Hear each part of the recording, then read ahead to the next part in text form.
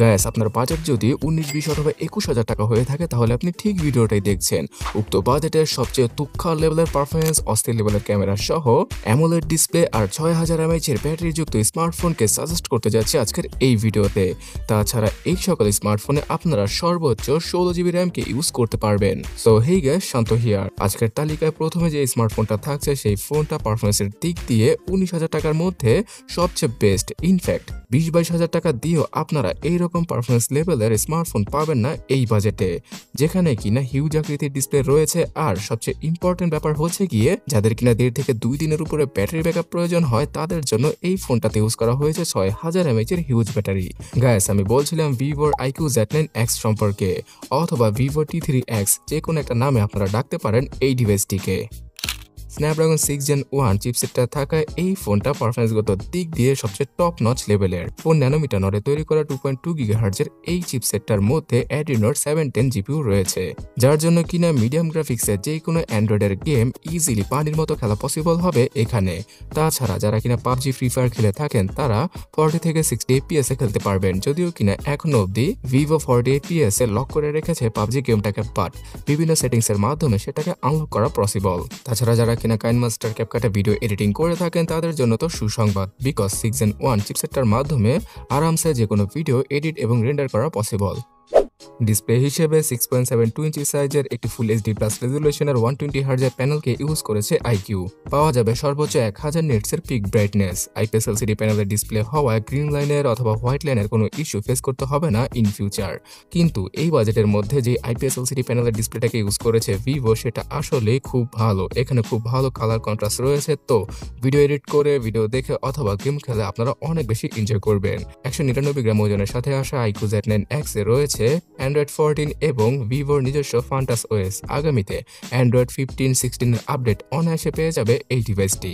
6GB 8GB এই দুইটা ভেরিয়েন্টের সাথে আসা IQ Z9X 128GB এবং 256GB ইন্টারনাল মেমোরি রয়েছে, তাও আবার UFS 2.2 ক্যাটাগরির। এখানে ভার্চুয়াল মেমোরির মাধ্যমে 8GB র্যামের সাথে আরো 8GB র্যামকে যুক্ত করে মনে মনে 16GB র্যামকে ইউজ করা পসিবল।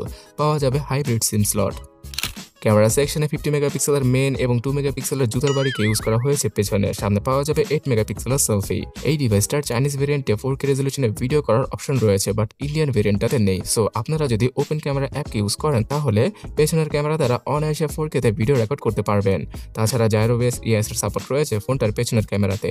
এক কথায় বলতে গেলে ফোনটার ক্যামেরা পারফরমেন্স অ্যাভারেজ থেকে বিলো অ্যাভারেজ টাইপের। সো উক্ত বাজেটে যদি আপনি মাথা নষ্ট করা অস্থির লেভেলের ক্যামেরা সেটআপ চান তাহলে আর একটু ওয়েট করুন, কারণ আজকের তালিকার পরবর্তী স্মার্টফোনে আরো ভালো ক্যামেরার পাশাপাশি আরো ভালো ভালো ফিচার রয়েছে। এই ডিভাইসটাতে side mounted fingerprint scanner, gyro সহ সব ধরনের প্রয়োজনীয় সেন্সর রয়েছে। সো গাইস, যারা কিনা হেভি পারফরমেন্স চান, খুব ভালো সফটওয়্যার এক্সপিরিয়েন্স মানে ইউজার এক্সপিরিয়েন্স চান এবং ব্যাটারি ব্যাকআপটা ইনসেন লেভেলের চান তাদের জন্যই IQ Z9X। তবে এই বাজেটে অ্যামোলেড ডিসপ্লে এবং মোটামুটি লেভেলের এভারেজ টাইপের পারফরমেন্স সহ মোটামুটি লেভেলের ক্যামেরা চাইলে পোকোর X6 নিয়োকে আপনারা দেখতে পারেন। সেই ফোনটাকে আমি গত ভিডিওতে সাজেস্ট করেছিলাম।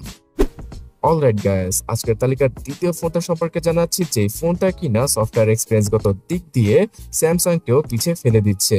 তাছাড়া পাবজিতে 90 FPS এর মতো আউটপুট পাওয়া যাবে শুধুমাত্র এই ফোনটায়, এবং এখানে অনেকটাই আইফোনের মতো সিমেট্রিক্যাল বেজেলের সাথে ডিসপ্লে নিয়ে হাজির হয়ে গিয়েছে আমাদের আজকের তালিকার দ্বিতীয় ফোনটি, যার নাম জানার আগে ভিডিওর নিচে লাইক এবং সাবস্ক্রাইব বাটনে ক্লিক করে ফেলুন যদি আপনি না করে থাকেন। সো আমি বলছিলাম নাথিং এর CMF-1 সম্পর্কে। এই ডিভাইসটা মার্কেটে আসার সাথে সাথে এতটা পপুলার হয়েছে যে এখন 20,000 টাকার আশেপাশে এটা একটা হট কেক। আর এই ডিভাইসটার ফ্রন্টে পাওয়া যাবে অ্যামোলেড প্যানেলের 6.67 ইঞ্চি সাইজের একটি 120Hz এর ডিসপ্লে, যার সর্বোচ্চ পিক ব্রাইটনেস 2000 নিটস এর। এখানে অলওয়েজ অন ডিসপ্লে সাপোর্ট আর ফুল এইচডি প্লাস রেজুলেশন রয়েছে, এবং এই ডিসপ্লেটা অনেকটাই মাখনের মতো। যদিও কিনা ডিসপ্লের চারপাশের বেজেল কিছুটা মোটা, তারপরও CMF-1 এর ডিসপ্লের কালার ক্যালিব্রেশন অনেকটাই সুন্দর এবং পাঞ্চি। Android 14 এর সাথে আসা এই ডিভাইসটা 15 আর 16 এর আপডেট পেয়ে যাবে। থাকছে নাথিং OS 3.0, যেখানে কিনা অনেক কাস্টমাইজেশনের ফিচার নিয়ে এসেছে নাথিং। তাছাড়া একদম মাখনের মতো UI এক্সপিরিয়েন্স চাইলে নাথিং এর CMF-1টা আপনারা চোখ বন্ধ করে নিতে পারেন।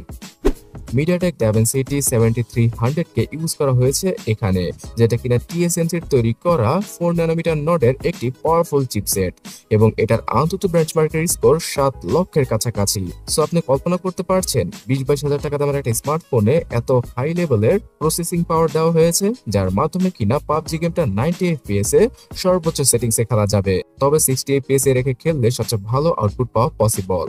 আর রেগুলার লাইফে যে কোনো অ্যাপ ইউজ করে আপনারা মাখনের মতো এক্সপিরিয়েন্স পেয়ে যাবেন।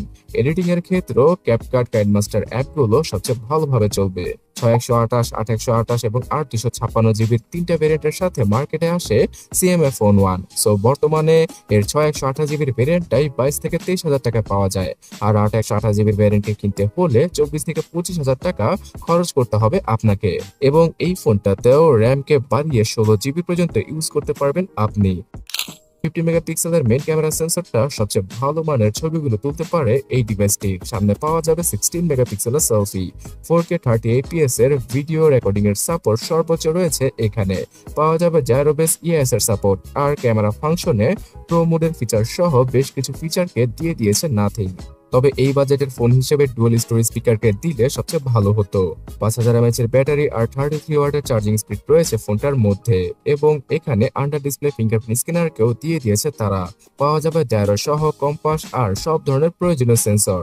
সো গাইস, সবচেয়ে হাই লেভেলের পারফরম্যান্স তার পাশাপাশি মাখনের মতো UI এক্সপিরিয়েন্স চাইলে CMF Phone 1টা আপনারা এই 22,000 টাকা বাজেটে চোখ বন্ধ করে নিতে পারেন।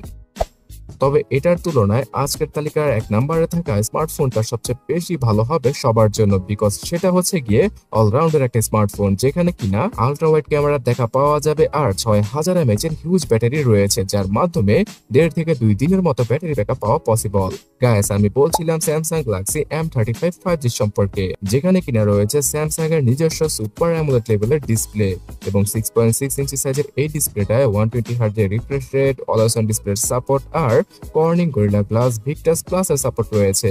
এক কথায় বলতে গেলে ডিসপ্লের চারপাশের বেজেল কিছুটা মোটা হলেও এর ভিউইং এক্সপিরিয়েন্স অথবা কালার কন্ট্রাস্ট এই বাজেটে থাকা যে কোনো স্মার্টফোনকে বিট করতে পারবে। Android 14 এর সাথে আসা এই ফোনটা আগামী 2-3 বছর নয় 4 বছরের ওএস আপডেট পেয়ে যাবে, তার সাথে 5 বছরের সিকিউরিটি প্যাচের আপডেটও প্রোভাইড করে দেবে স্যামসাং। সো সফটওয়্যার এক্সপিরিয়েন্সগত দিক দিয়ে সবার বাপ বলা চলে স্যামসাংকে।